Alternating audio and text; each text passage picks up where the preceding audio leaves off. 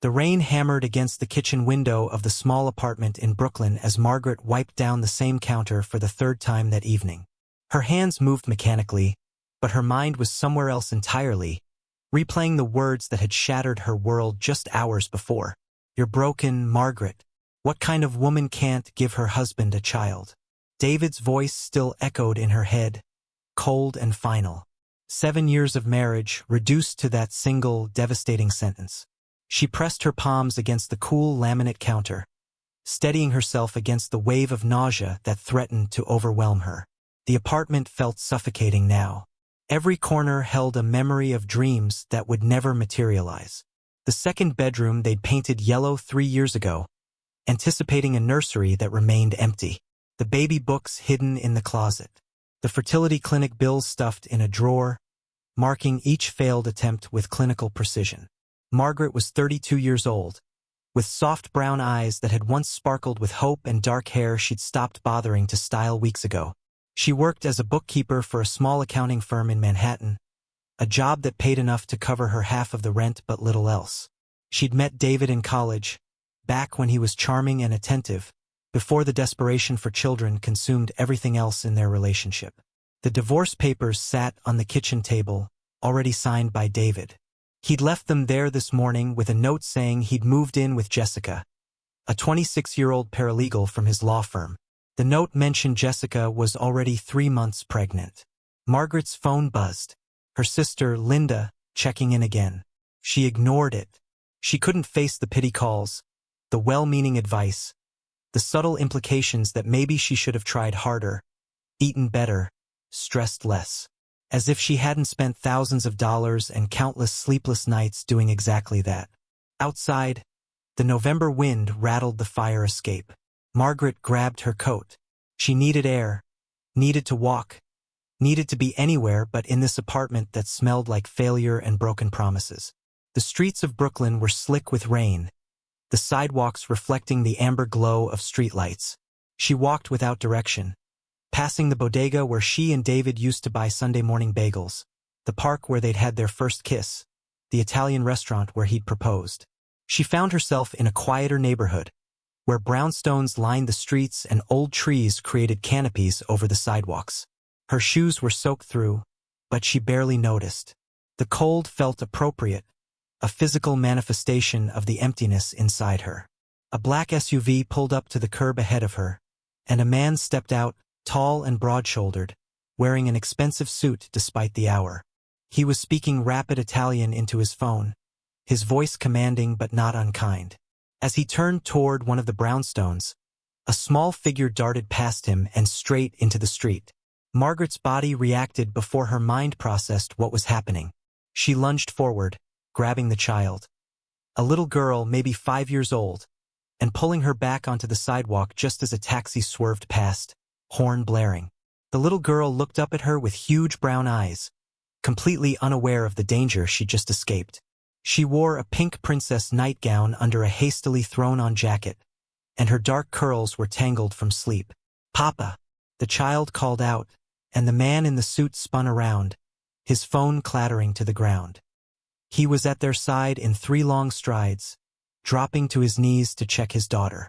His hands shook as he ran them over her arms, her face, confirming she was unharmed. When he looked up at Margaret, his eyes were dark and intense, filled with a fear that was rapidly transforming into gratitude.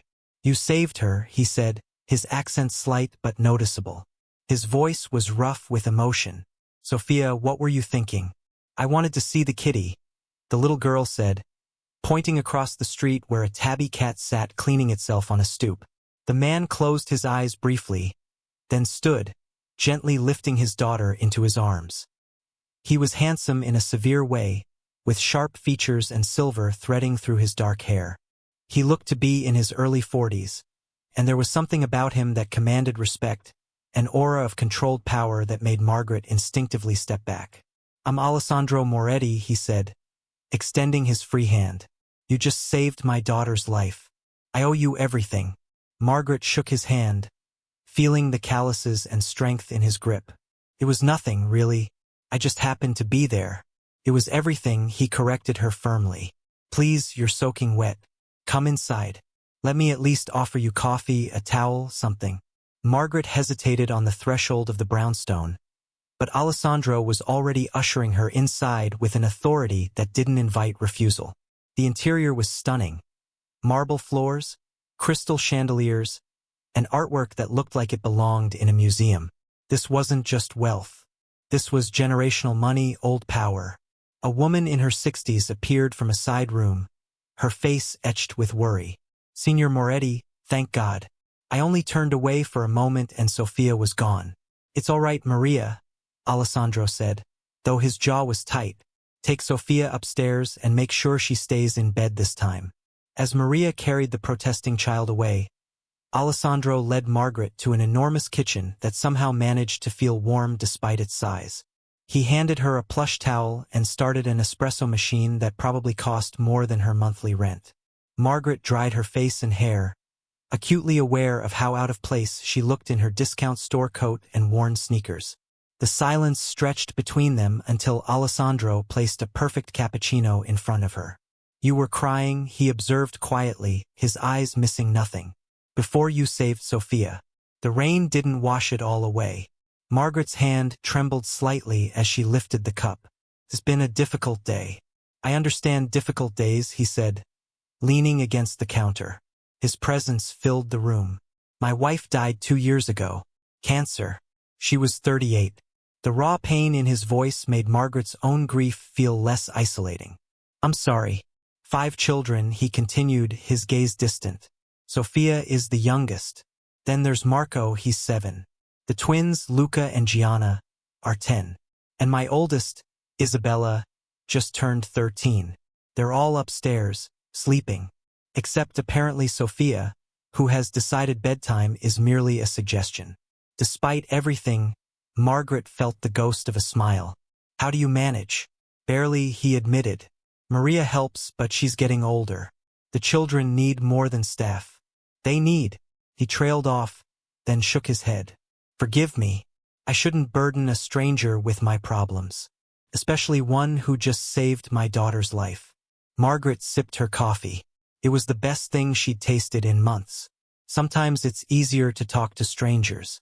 Alessandro studied her with an intensity that made her feel exposed. What's your name? Margaret Chin. And before you ask, I'm nobody important. Just a bookkeeper who made the mistake of thinking she could have a normal life. The bitterness in her own voice surprised her. Maybe it was the exhaustion, or the surreal nature of sitting in a mansion at 10 p.m., but the walls she'd carefully maintained all day began to crumble. My husband left me today, she heard herself say, because I can't have children. 7 years of marriage, 3 years of treatments, and he decided I wasn't worth the wait. He's already moved on. She's pregnant. Alessandro's expression darkened, a flash of anger crossing his features. He's a fool. Margaret laughed, but it came out bitter and broken. Maybe I'm the fool. I actually believed that love meant staying, fighting, working through the hard parts together. It does, Alessandro said firmly. He set his own cup down with more force than necessary. Real love doesn't abandon ship at the first sign of rough water. Your husband is a coward who didn't deserve you in the first place. The conviction in his voice made something crack inside Margaret's chest. She pressed her hand to her mouth, but couldn't stop the sob that escaped. Then another. 7 years of holding herself together, of smiling through the pity, of pretending she was fine. All of it came pouring out in that pristine kitchen. Alessandro moved around the counter and, without asking permission, pulled her into his arms. He was solid and warm, and he smelled like expensive cologne and something distinctly comforting. He didn't offer empty platitudes or tell her everything would be okay. He just held her while she cried, one hand steady on her back. I know what it's like to feel broken, he murmured. When Francesca died, I thought I'd never breathe properly again. 5 children looking at me, waiting for me to fix everything, and I could barely get out of bed. Margaret pulled back slightly, wiping her eyes. How did you survive it? I didn't have a choice. His jaw tightened. My children needed me, so I got up every morning and pretended I was whole until eventually.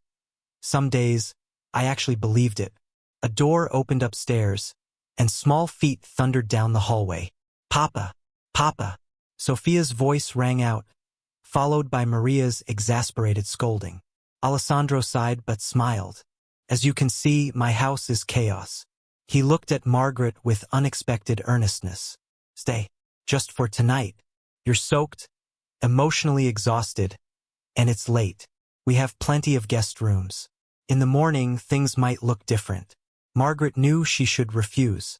This man was a stranger, wealthy and powerful in ways she couldn't begin to understand. But the thought of returning to that empty apartment, to David's signed divorce papers and the ghost of a future that would never exist, was unbearable. Okay, she whispered, just for tonight. If you're watching this story and finding yourself moved by Margaret's journey, take a moment and subscribe to the channel. Sometimes the darkest moments lead us exactly where we need to be, and this story is just beginning to unfold. Alessandro nodded, something like relief crossing his face. Then he called up the stairs. Maria, please prepare the blue guest room. We have a very special guest tonight. Morning came with the sound of children's laughter and the smell of fresh pancakes. Margaret woke disoriented, momentarily forgetting where she was until she saw the elegant bedroom with its silk curtains and antique furniture. The clock read 7:30. She'd slept better than she had in months. Someone had laid out fresh clothes on the chair, designer jeans and a soft cashmere sweater that still had tags attached. A note in elegant handwriting read, "These were Francesca's. She would have wanted you to have them. A.M." Margaret's throat tightened as she ran her fingers over the expensive fabric.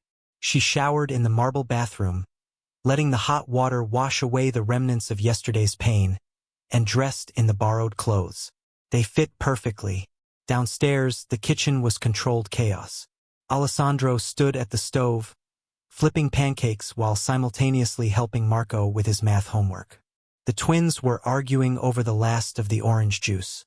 Isabella sat at the far end of the table, earbuds in, radiating teenage disdain for the entire world. And Sophia was perched on the counter, wearing her princess nightgown again, chattering about the kitty she'd seen last night. "Good morning," Alessandro said, spotting Margaret in the doorway. His smile was genuine, transforming his severe features into something warm. Perfect timing. "I hope you like pancakes." Before Margaret could respond, Sophia launched herself off the counter and grabbed her hand. "You're the lady who saved me. Are you staying forever?" "Sophia, manners," Alessandro chided gently, but his eyes held a question when they met Margaret's. The twins stopped arguing to stare. Marco looked up from his homework with open curiosity. Even Isabella pulled out one earbud, though she tried to look uninterested. "I should probably go," Margaret said, but the words felt hollow even as she spoke them. "Nonsense," Alessandro declared. "You'll stay for breakfast. Maria called in sick this morning, and as you can see, I'm drowning here." He gestured at the chaos with a spatula. "Besides, Sophia has decided you're her new favorite person." The little girl squeezed Margaret's hand tighter, looking up at her with those enormous brown eyes. "Please stay. Papa makes terrible pancakes. He always burns them." "I do not burn them," Alessandro protested, but right on cue, smoke began rising from the pan. Margaret found herself laughing, a real laugh that bubbled up from somewhere deep she'd thought had dried up completely. "Here, let me help." She moved to the stove, gently taking the spatula from Alessandro. Their hands brushed, and she felt a jolt of electricity that had nothing to do with the cooking. He stepped back, watching her with an expression she couldn't quite read. The morning unfolded in a blur of breakfast preparation and children's demands. Margaret discovered that Marco loved dinosaurs, the twins were fiercely competitive about everything, and Isabella was actually quite funny once she dropped the teenage armor. Sophia refused to leave Margaret's side, insisting on helping with everything. "You're good with them," Alessandro observed quietly as they cleaned up together, the children having scattered to get ready for school. "I always wanted this," Margaret admitted, scrubbing a pan with more force than necessary. "A house full of noise and chaos and life. Instead, I got silence and clinical appointments and a husband who couldn't look at me without disappointment." Alessandro's hand covered hers, stilling her movements. "Margaret, look at me." She did, and the intensity in his dark eyes made her breath catch. What your husband did says everything about him and nothing about you. You are not broken. You are not less than. You are a woman who showed more courage in one night than most people show in a lifetime. He moved closer, his voice dropping. My children lost their mother. They're starving for warmth, for softness, for someone who sees them as more than obligations to be managed. In one morning, you've given them something I haven't been able to provide in 2 years. Alessandro, I don't understand what you're saying. He took a breath, and she could see him making a decision. Stay. Not just for breakfast. Stay and help me with my children. I'll pay you whatever you want. More than your bookkeeping job. You need a fresh start. And God help me, we need you. Margaret's heart pounded. This was insane. She'd known this man for 12 hours. But as Sophia came running back into the kitchen, throwing her arms around Margaret's waist and begging her not to leave, something shifted inside her chest. The life she'd planned was gone. David had made sure of that. But maybe, just maybe, there was a different life waiting. One she'd never imagined but desperately needed. I'll stay, she heard herself say, for a trial period. 1 month. Alessandro's smile was like sunrise breaking through storm clouds. 1 month, he agreed. Then we'll see. The first month passed like a dream Margaret was afraid to wake from. She moved into the brownstone officially, taking the guest room that had somehow become hers. The children bloomed under her attention. Marco's grades improved. The twins fought less. Isabella actually smiled at dinner, and Sophia followed her everywhere like a devoted shadow. But it was Alessandro who surprised her most. Behind the intimidating exterior was a man who read bedtime stories in different voices, who remembered every detail his children shared, who carried the weight of his grief with quiet dignity. Margaret learned he ran a legitimate import-export business, despite the whispered rumors about his family's past. He was respected and feared in equal measure in their Brooklyn neighborhood. Late evenings became their time. After the children slept, they'd sit in the library, sharing wine and stories. He told her about Francesca, how they'd met in Rome, how cancer had stolen her slowly. She told him about the years of failed treatments, the hope that died a little more with each negative test, the loneliness of being married to someone who stopped seeing her as a person. One evening, 6 weeks after she'd arrived, Alessandro found her in Sophia's room, reading a story. He waited in the doorway until Sophia fell asleep, then followed Margaret downstairs. The month is over, he said quietly. Margaret's heart sank. She'd known this was temporary, but the thought of leaving now felt like losing everything all over again. I know. I'll start looking for apartments tomorrow. Margaret, Alessandro said, catching her hand. You misunderstand. The trial period is over because I don't want this to be temporary anymore. He moved closer, his other hand coming up to cup her face.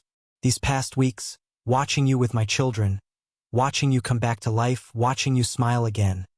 You've become essential to us. To me. Her breath caught. Alessandro, I can't give you more children. I can't give you what Francesca could have. His thumb brushed her cheek. I have 5 children who adore you. 5 children who need a mother figure. 5 children who light up every time you walk in a room. And I have my own heart, which apparently isn't as dead as I thought it was. His voice dropped to a whisper. I'm not asking you to replace Francesca. I'm asking you to build something new with me, if you'll have us. Margaret thought about David, about the years she'd spent feeling inadequate and broken. Then she thought about Sophia's laughter, Marco's hugs, the twins' competitive card games, Isabella's rare confessions. She thought about Alessandro's steady presence, the way he looked at her like she was precious rather than defective. Yes, she breathed. Yes, I'll have you. All of you. When he kissed her, it tasted like second chances and new beginnings, like coming home to a place she'd never known existed. 3 years later, Margaret stood in the kitchen of the brownstone. Their brownstone now, watching the organized chaos of a Sunday morning with a contentment she'd never thought possible. Isabella, now 16, was helping 10-year-old Marco with his science project, displaying a patience Margaret had carefully nurtured. The twins were setting the table, actually cooperating for once. And Sophia, 8 years old and still her shadow, was carefully arranging flowers in a vase, tongue stuck out in concentration. The wedding photo on the mantel showed a small, intimate ceremony in the brownstones' garden. Alessandro in a tailored suit, Margaret in a simple cream dress, surrounded by 5 beaming children who'd insisted on being part of every moment. No fancy venue, no hundreds of guests, just family.